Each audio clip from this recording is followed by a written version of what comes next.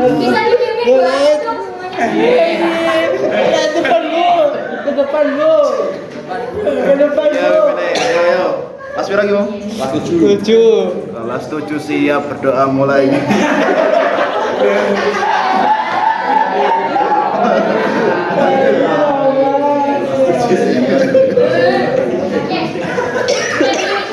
Kali ini adalah bersuci dari najis. Di sini kita akan mempelajari apa sih pengertian najis. Terus macam-macam najis itu ada berapa? Terus cara mensucikannya itu gimana? Wow. Junub. Oke. Kalian masih ingat nggak sih? Suci itu kata lain dari apa? Toharoh.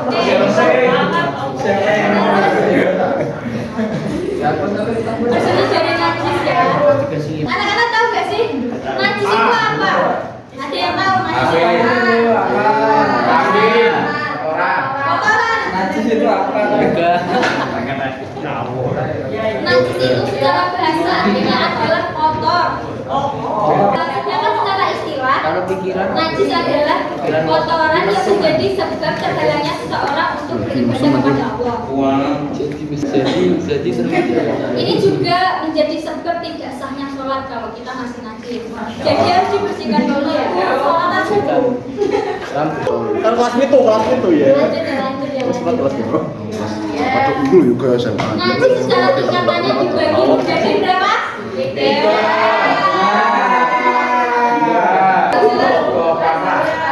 Yang pertama ada najis apa?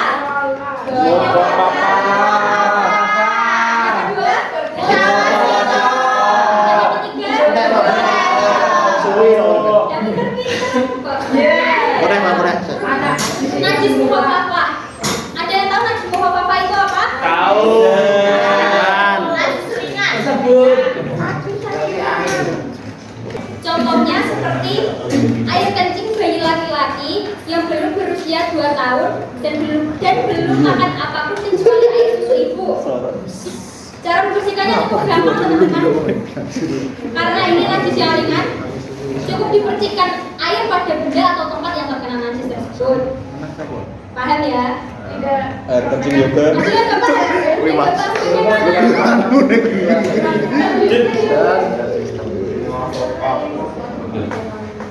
Dan yang lanjut ya. Lanjut. Yang kedua ada najis mutawasito. Najis mutawasito itu najis yang apa? Sedang bu. Betul. Najis mutawasito adalah najis pertengahan antara najis mukhafafah dan najis. Termasuk ke dalam najis ini adalah segala sesuatu yang keluar dari kubur maupun kubur apapun bentuknya kecuali air mani. Ada pula kotoran binatang dan bangkai selain bangkai apa? Ayam. Apa lagi? Ikan. Terus? Iya, terus apa lagi? Hewan yang disembelih dengan syarat. Haus. Tahu nggak yang disembelih dengan syarat itu yang kayak gimana contohnya? Pakai pisau. Pakai pemes. Hewan kurban itu kan disembelih dengan syarat kan. Dengan kadang kan itu udah jadi pakai pemes. Ini silat. Taper silat, Bang. Najis mutawasito itu dibagi menjadi dua. Yang pertama ada najis mutawasito ainiyah dan husniyah. Ada yang tahu yang ainiyah itu kayak apa? Yang kelihatan. Benar. Dapat diketahui dari salah satu sifatnya. Sifatnya itu ada 3 ya.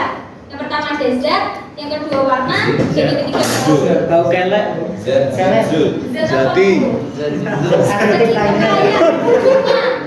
Zat apa? Jadi. Contohnya ada kotoran hewan ya.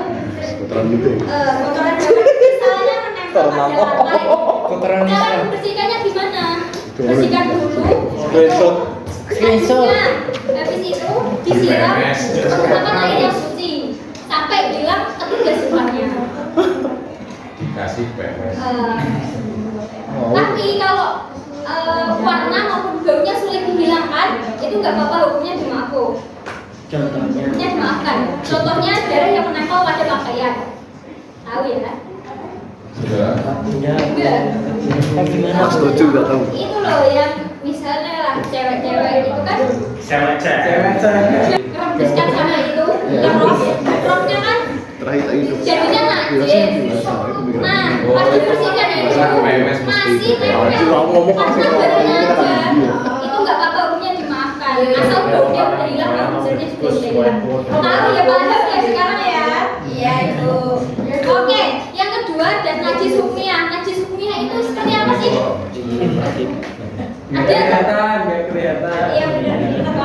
Terus ya najis hukmiyah itu najis yang tidak tampak, tapi bedanya ya. Tidak dapat bedanya, tapi dia tidak ada. Misalnya air kencing yang kering. Cara mencucikannya itu gampang, ya lumayan lah. Soalnya tengah. Itu dia menyerahkan air kepada benda atau tempat yang terkena najis. Cukup satu kali. Jika ingin mendapatkan sulahnya, dibasuh 3 kali. Oke, paham? Oke, lanjut. Kemudian yang terakhir ada najis apa? Najis di Belanda itu adalah najis yang paling berat, teman-teman. Paling berat. Fats and you. Oke, contoh najis di Belanda ini dapat ada najis anjing dan babi. Oke,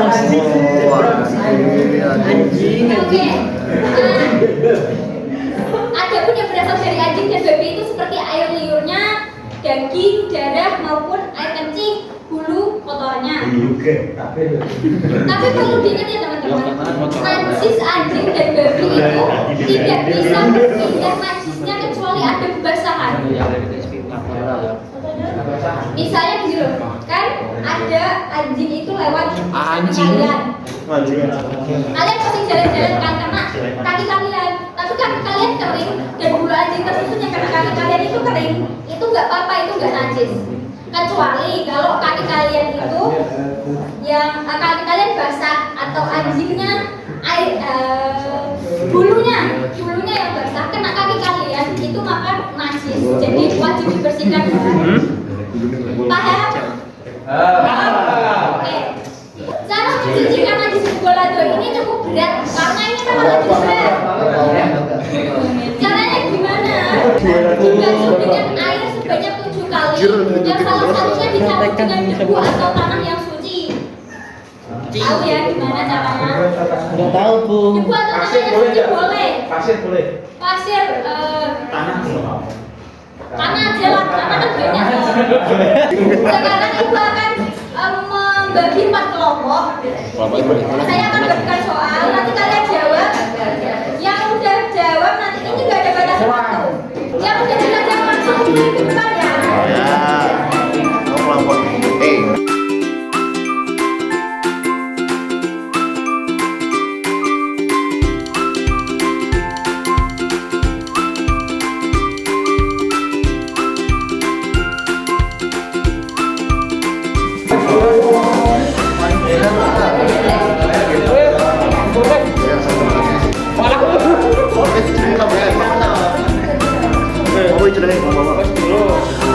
Yang sudah bisa dibuktikan ke depan.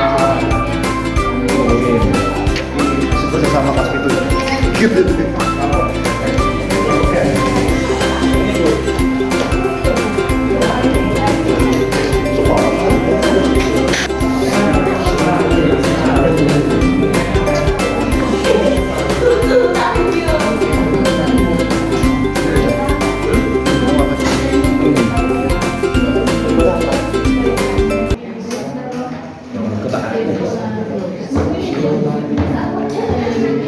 Oh maaf teman-teman, emang ibu tadi bilangnya ini toh, najis adalah kotoran yang menghalangi kesalahan sholat aja dong. Iya.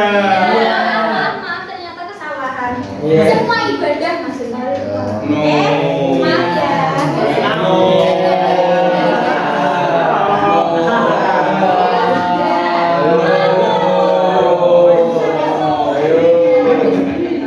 mau sholat. Jadi najis itu adalah kotoran yang menjadi sebab dosa. Ibadah kepada Allah.